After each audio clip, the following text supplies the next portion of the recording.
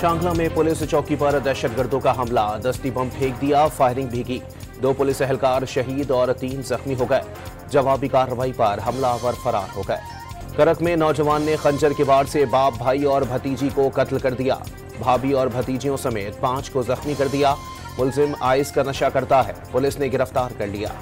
Libya से रवाना होने वाली 5 गैर कानूनी कश्तियों में पाकिस्तानी सवार थे। हादसे का शिकार कश्ती में पहले शगाफ पड़ा, फिर डूब गई।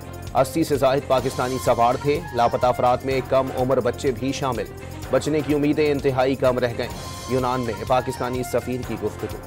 पाकिस्तान और सऊदी अरब का सिक्योरिटी में ताउन मजीद बढ़ाने पर इत्तेफाक। मोहसिन नकवी का सऊदी वजीर दाखिला से मनशियात की स्मगलिंग से निपटने और बाहमी दिलचस्पी के उमूर पर तबादला ख्याल। इस्लामाबाद की मकामी अदालत ने बानी PTI के 6 और बुशरा बीबी के 1 मुकदमे में अबूरी जमानत में 6 जनवरी तक तौसी कर दी। स्टेट बैंक ने मुसलसल 5वीं बार शरह सूद में कमी कर दी। 2% कमी के बाद पॉलिसी रेट 15 से कम होकर 13% पर आ गया।